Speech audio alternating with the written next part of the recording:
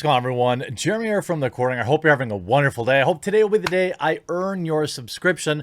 There's a red subscribe button right down below the video. If you're seeing this and you haven't yet subscribed, please make today the day you consider it. Now, the Super Bowl brought about probably some of the hottest takes yet. It's a time of year when the virtue signaling perpetual Twitter users look for any reason to attach themselves parasitically to something bigger than them. They are not even interested in it. That's the thing. When you see anything big culturally, we saw this with the Captain Marvel movie. We saw this with Birds of Prey. We saw this with the 2016 Ghostbusters. When you see something big this year and every year's Super Bowl game, you'll find a bunch of people who aren't interested in that topic, but just want to use it to attach their own personal political ideologies to. And this is what I talk about all the time on this channel when we're talking about people in video games, censorious people in video games. They don't play that video game. They just want to talk. They just want to promote censorship. They just want to promote their agenda. They don't care that they don't care about Cyberpunk 2077. All they know is a lot of people are tweeting about this thing. So I'm going to attach that. I'm going to insert that to the same boring, unoriginal take I have on everything, which is really just a facade for telling the world that you're deeply unhappy. Yesterday, Eliza Orlins, I imagine, who is in fact a district attorney in Manhattan, decided to take to Twitter to put out what might be the most idiotic fake woke tweet in the history of the Super Bowl. I'm not kidding you. And the backlash was chef's kiss spectacular. If we look at the actual tweet, we see Eliza Orlins. Now, hey, look, she's a public figure. She's a district attorney. I'm glad that she's a public defender. People need public defenders, and they need competent ones. It doesn't appear that she is, but I mean, she also appeared on The Amazing Race and on the Survivor show, apparently. I don't watch these television shows, but apparently that's a big deal for her. Her tweet reads, now get your woke bingo cards ready. Watching the Super Bowl and seeing so many people in one place is making my heart race. This feels unsafe. So the first part of this woke fecta tweet is to, of course, bring up the coof. Now, these people were tested. They were separated by cardboard cutouts.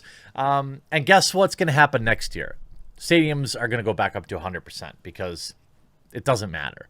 Twitter's lost their mind, calling it the, Super Spreader Bowl or something like that, ignoring the facts that these people had been tested and stuck with their families and so on and so forth. But gotta bring up the coof. Second part. And I guess I'm rooting for the team with a racist name. That is the Kansas City Chiefs. Apparently that's... I mean, again, every time you hear, in particular, a white person whining about stuff like this, what they're really also doing is identifying themselves as insanely privileged, that their life is so good that they're like digging in. They're all the way back in the back of the fridge, like they've moved the baking soda out of the way. They're digging deep behind that fridge to find something to be offended by. Name over the one with the Trump-loving quarterback. Orange man bad. He hasn't been president in a month now, but Orange man bad. This guy will live in people's minds rent-free forever. We're not done yet. Time for the woke cherry on top. In a sport that still hasn't apologized to Colin Kaepernick. Hashtag Super Bowl LV. Now,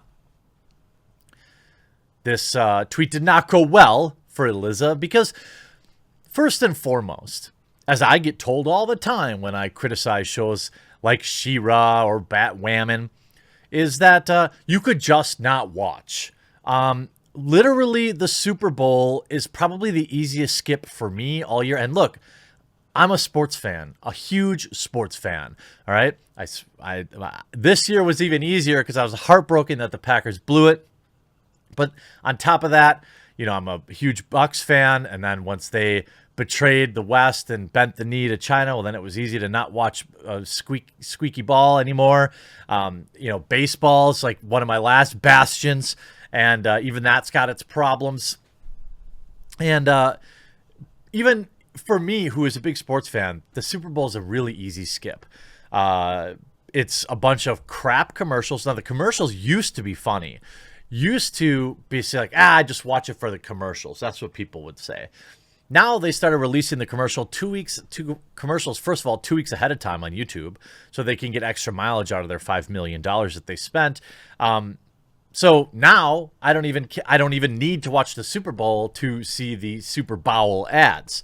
Now, also on top of that, the Super Bowl ads have decided to spend their money on virtue signaling and wokeness instead of beautiful women selling me beer. So I have no interest outside of the return of Jean-Claude in a GoDaddy commercial. I can't remember the time I was shocked and genuinely impressed with the Super Bowl ad.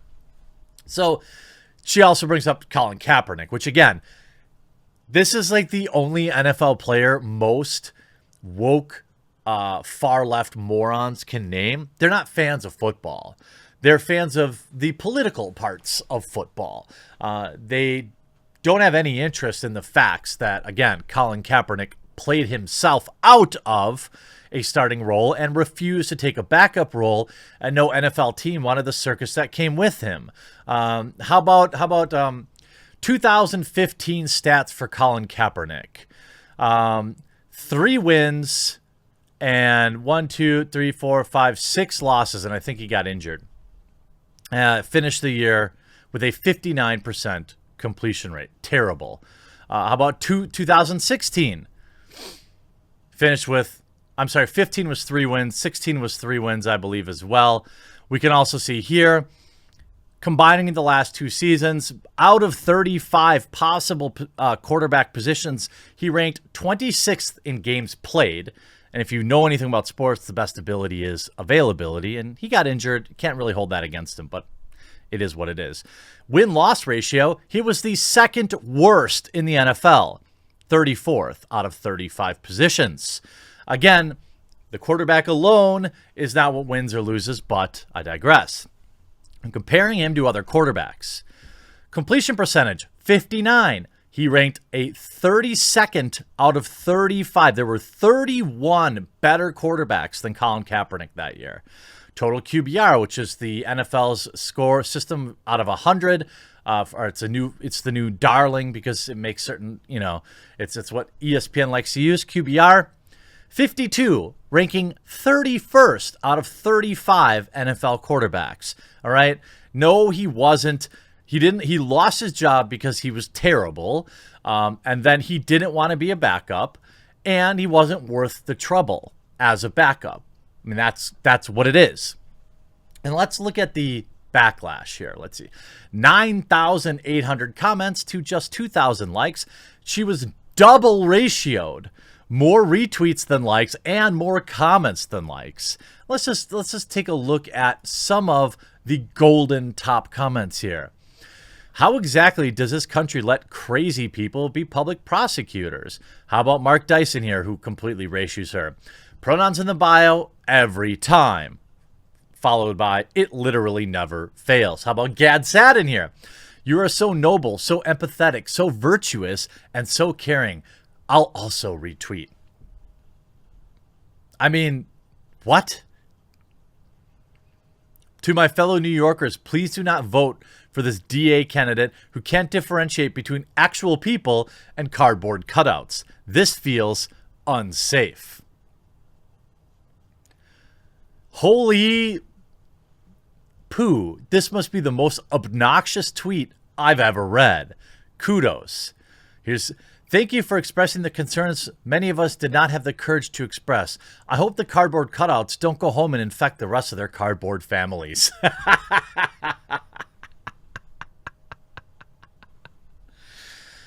Hot take, Florida just figured out that you don't have to be locked down kill small business, or be petrified of the coof.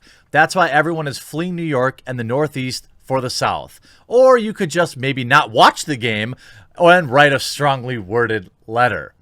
I mean, it is absolutely, I'm sorry you felt so unsafe. I hope you can find a place of rainbows and unicorns and padded walls.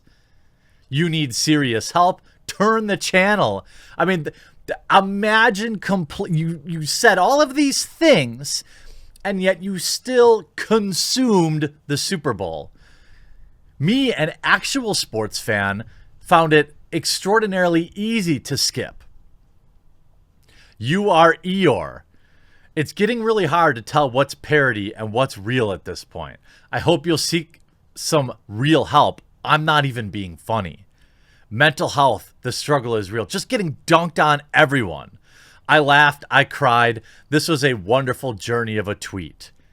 Some people shouldn't even be allowed to own a TV. This insane person is running for Manhattan District Attorney. I mean, sorry, Eliza. Tom Brady, 7 Super Bowls. Colin Kaepernick, 0 Super Bowls. I mean, you can be a progressive and not be a moron. This is possible. It's just on Twitter, the fragile flower of Yankee womanhood is a candidate for Manhattan District Attorney. Seriously. Bruh. These people are so miserable. They are. I mean, imagine hanging out with this person. Imagine Eliza Orleans is at your Super Bowl party, and she's just there tutting down her nose at everybody. Oh, the cheek of it. Oh, look at there's a family there who got tested and distanced but I'm outraged. But I'm still going to watch it because I have to get those likes and retweets. How'd that work out for you, Eliza? Good luck in your upcoming political career. I'm sure it'll be a huge success. Hope you enjoyed this video. We'll talk to you again real soon.